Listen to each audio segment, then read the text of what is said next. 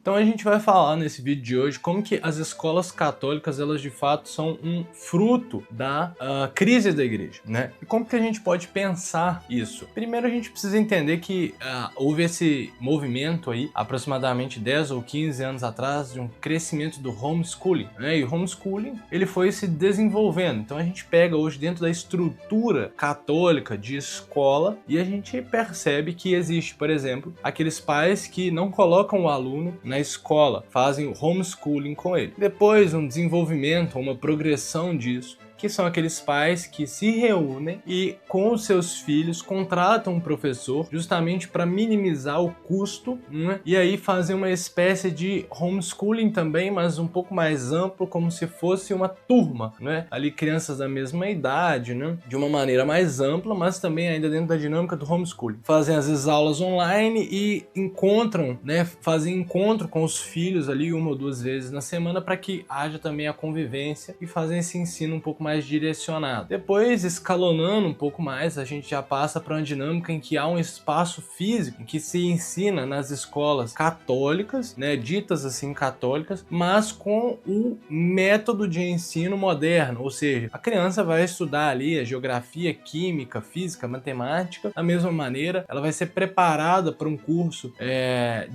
para uma prova de Enem, né? Porém, o ambiente que é proporcionado, a estrutura da escola é uma estrutura católica. Então a criança vai chegar lá, ela vai rezar antes da aula, ela vai ter missa, né? Então, às vezes até tem um padre, um sacerdote que acompanha. Então esse é um outro estágio, digamos assim, né? Quase que um desenvolvimento do homeschooling. E por outro lado, aquelas outro tipo de escola em que a formação clássica, né, já ensinando ali o trivium, né, a metodologia diferente das escolas modernas, né? O aluno ele não vai estar sendo preparado propriamente para o Enem, mas vai estar dando a ênfase na formação intelectual e espiritual do aluno também, porém com outras matérias, né? O ensino da gramática, também do latim. Enfim, a gente vê aí diversos moldes dessas novas escolas católicas sendo formadas, desde o homeschooling básico ali, aquele homeschooling tradicional, até as escolas católicas que ensinam o método moderno ou o método clássico de ensino, porém com esse ambiente, né? Esse lugar mais apropriado, catolicizado, por assim dizer. E nesse caso a gente vai falar nesse vídeo sobre como isso é um reflexo da crise da igreja, né? Esse boom aí das escolas católicas. Eu sou o Pedro Assis, do canal Santamente, e eu quero que você pense comigo, em primeiro lugar, como que surgiram as escolas católicas, não é mesmo? Vamos pensar então historicamente falando, né, lá nos séculos XII, com o surgimento das universidades, não é mesmo?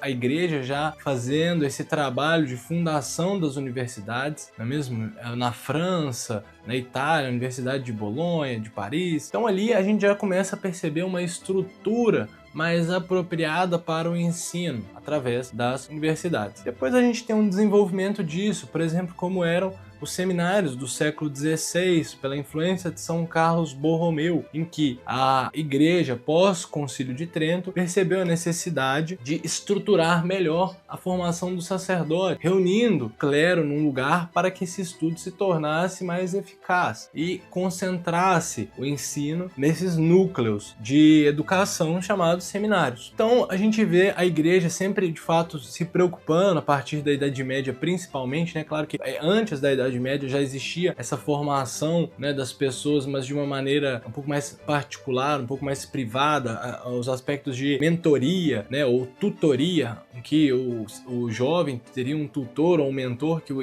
instruiria na fé, mas nessa concentração, tratando mais do ponto de vista das escolas, a gente vê aí o surgimento das universidades, depois os seminários no século XVI, a influência de São Carlos Borromeu, e um pouco mais adiante também podemos falar da influência de Dom Bosco, né, São João Bosco, com os salesianos. Porém, pós Concílio de Trento, esse período aí entre os séculos XVI e XIX, um crescimento maior das ordens religiosas que cuidavam, né, da educação. A gente fala também de Santo Inácio de Loyola com os jesuítas, a gente pode falar de Santo Afonso Maria de Ligório também com os redentoristas, né, depois os salesianos lá com Dom Bosco. Então houve um percurso de tratamento, né, da igreja, dos padres, dos santos, da tradição, com esse cuidado, né, e a gente vê aquele molde molde que saiu depois desse tempo, em que os sacerdotes davam aula, as freiras, as irmãs religiosas, né? Até mesmo a gente pega São Francisco de Sales, trazendo também uma influência que depois Dom Bosco vai beber dela para a educação dos jovens, não é mesmo? Então a gente vê aí esse cuidado, essa curadoria dos santos com relação à educação, não é mesmo? Buscando tratar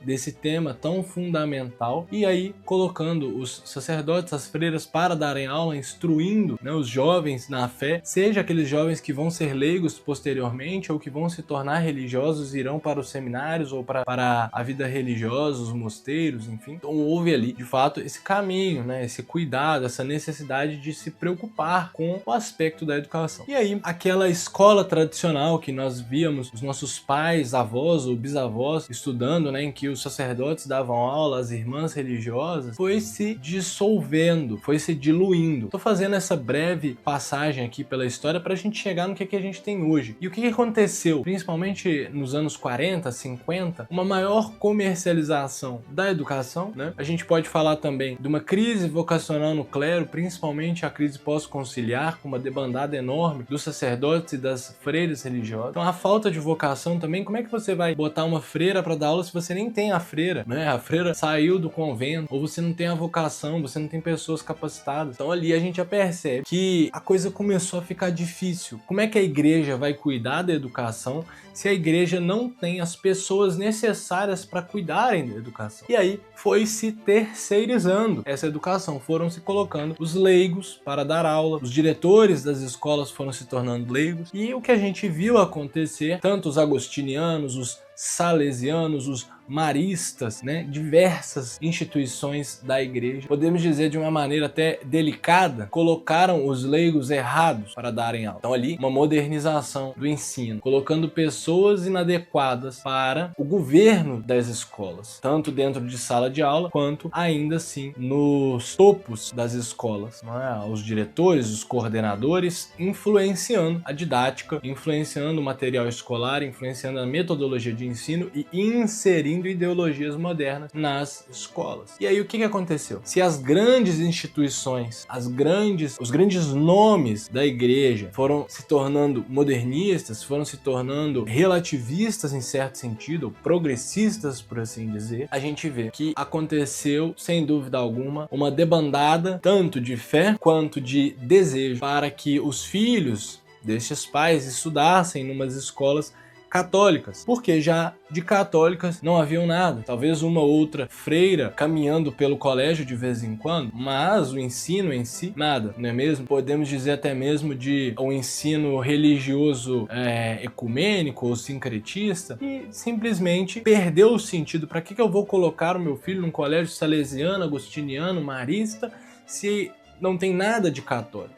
Os valores não estão preservados. A crise da igreja trouxe isto para nós. E aí, qual a resposta dos leigos? A resposta dos leigos foi exatamente a criação das escolas católicas sem o vínculo pontifício. Então a gente tem essas escolas pontificais, essas escolas que são de fato da igreja, como universidades também, e as escolas das próprias congregações e ordens religiosas. E agora o novo modelo de educação de escolas católicas formados pelos leigos porque os leigos perceberam, desistiram dos sacerdotes, desistiram dos religiosos, das freiras, falaram, isso aí, tá tudo perdido, vamos fazer por nós mesmos. Porque, de fato, a fé nos leigos está mais conservada do que na maior parte do clero. Então, o que a gente pode perceber é que essas novas escolas, esse movimento de escolas católicas tradicionais que tem surgido, claro, algumas até mesmo abrigadas por religiosos, são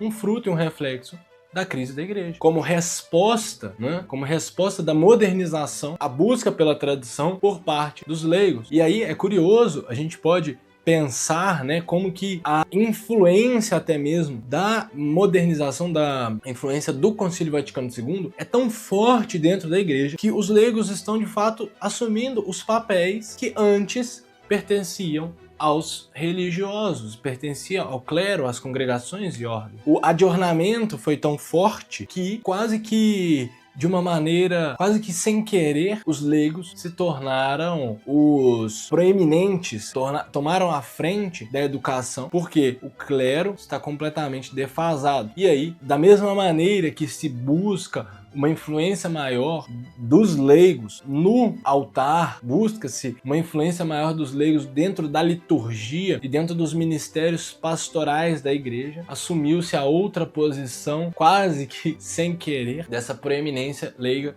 dentro do corpo da educação, buscando assim a necessidade de formar bem os filhos, porque percebeu-se, não tem saída, o clero está contaminado pelas ideologias modernas e agora os leigos buscam a resposta. Eu falo muito disso quando menciono a história da igreja no curso da Catequese do Zero. Você pode pegar o link aqui embaixo na descrição. E se você gostou desse vídeo, deixe o seu like.